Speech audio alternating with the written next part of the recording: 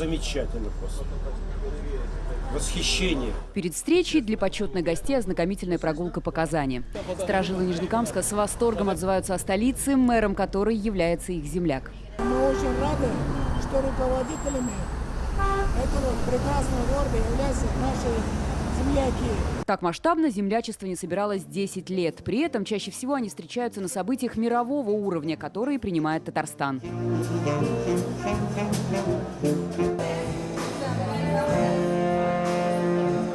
В зале самые известные представители Нижнекамской земли, на сцене лучшие творческие коллективы района. Всех объединяет одно – любовь к родному городу. Я очень люблю Нижнекамск.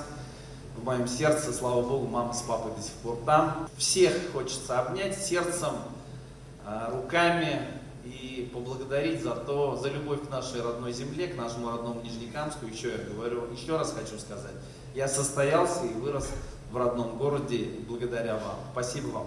Нижнекамское землячество создали в 1999 году. Долгое время его возглавлял народный поэт и общественный деятель Разиль Валеев.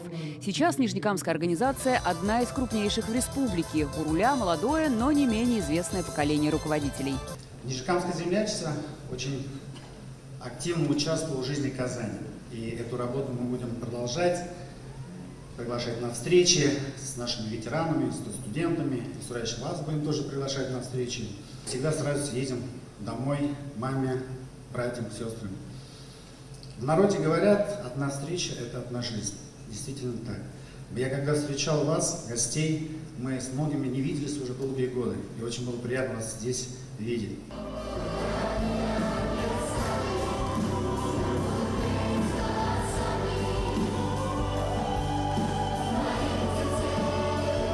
Радость этого вечера с нижнекамцами разделили звезды российской эстрады. Игорь Крутой спел песню «Мой друг», Сосо Павлиашвили подарил популярные композиции.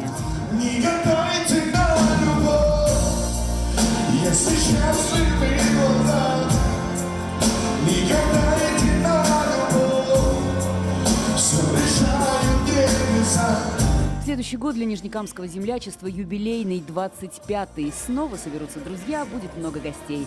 Зная гостеприимство Нижнекамска и его уроженцев, событие будет еще масштабнее.